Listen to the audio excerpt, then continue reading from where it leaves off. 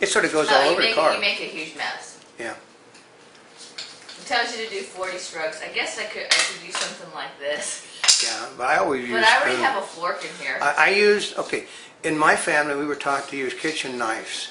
Oh, really? Use the butter knife, just something like that, because see, then we, it's just the way that we learn, because the knife, the knife you'd use with a table knife, we just simply worked better that way.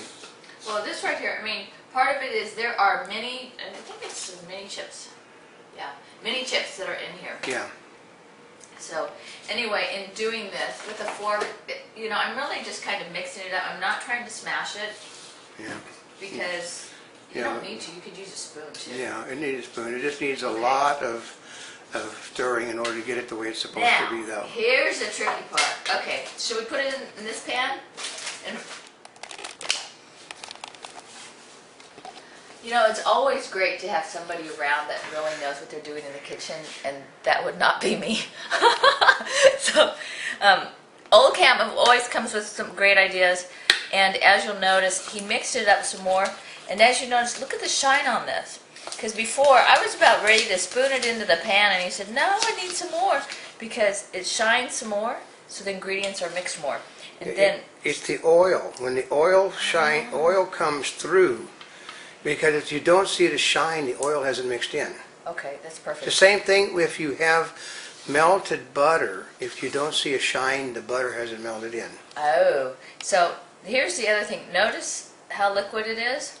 Now he's telling me that that's because there's too much liquid added. There's too much liquid. So I followed the directions, and it's a little bit runnier than he thinks it should be. So there's two ways to do this. One is do the dry ingredients first like he's used to doing it, and then add the wet ingredients, and don't put as much water in. Just kind of watch it. Add it gradually.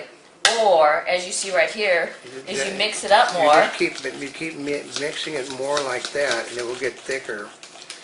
Okay, this is how, what she's doing now is how you would make divinity for Christmas.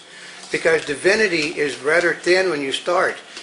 It takes an entire family to make divinity at home. Really? Because everybody in the family sits there and has to go around, Well, maybe I should take the fork out and then use a spatula instead. It won't make any difference now. It won't make any difference? No, it's thin.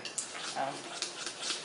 No, but it will cook this way no matter what. It is shining, it's rather thin, but it will cook. Okay. Especially maybe it's better because for her purposes, for what she decided to do, thinner is probably better. It's probably better because we can mix basically sometimes the best things have came from mistakes, because as you can tell, we don't have spares. What you see cooking, as you can tell as we're going through it, what you see being cooked is exactly as it's being done. I mean, I don't interfere with the cooking. I don't do it. I mean, I'll come over and suggest something, but I don't interfere, because we want people to basically see what somebody that is doing something.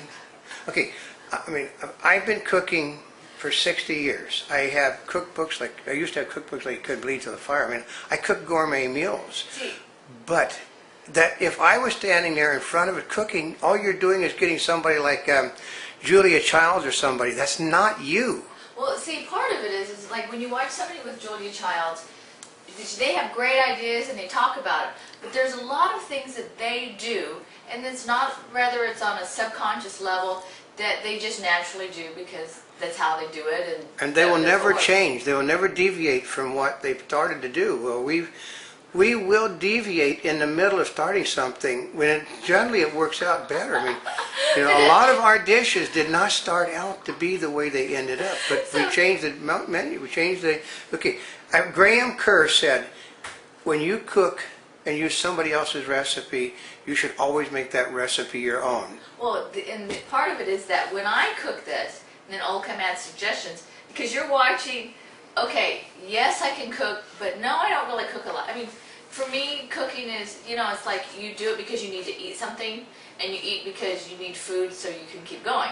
So although I enjoy good food, it's never been No, but in the last 4 years since we've been doing the Monty Bubbles Network, she has been cooking more and more gourmet food all the time. You know, she loves Evil Jungle Princess. Oh yeah. I mean, she does gourmet cooking now where she didn't used to, because she's also discovered that it's just as easy to cook gourmet and often cheaper to cook gourmet than it is to cook the old stuff. Yeah, and so part of it is knowing some little tricks along the way. So you get to watch us as we experiment. Yeah.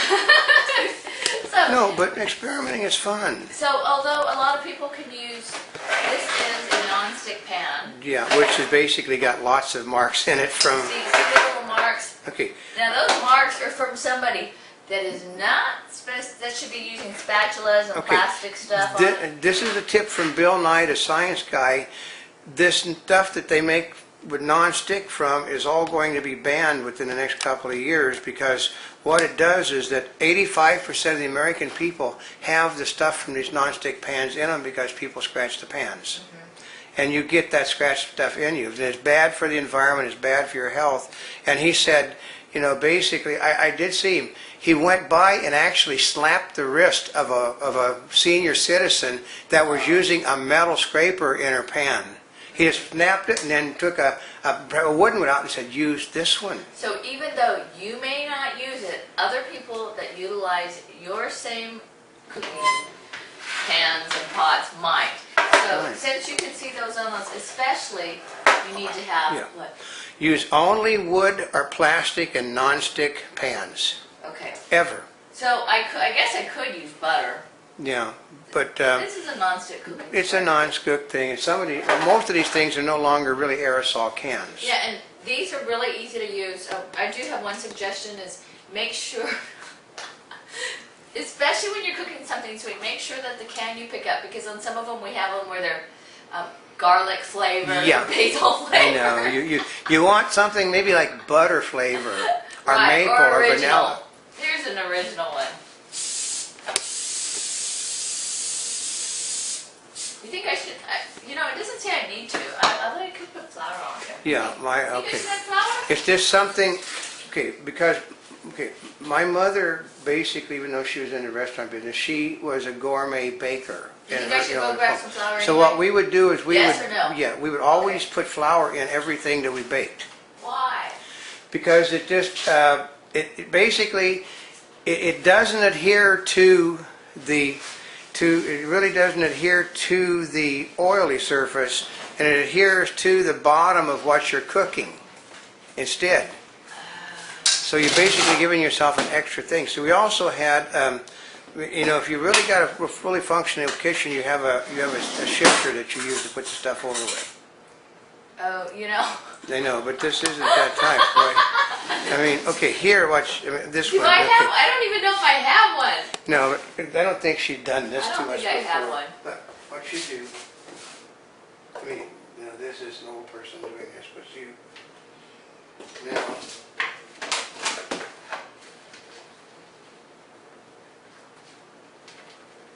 A little bit more. This stuff basically, why you need a shifter is because this is probably not flour. It is. I'm assuming it's pancake mix. No. I think it's bread flour. Well, it's not flour because I can tell by the consistency of it. Really? Yeah. Is it Oh, flour? let's see. Hold on. Well, it I think doesn't we've make- already added it. It's already added.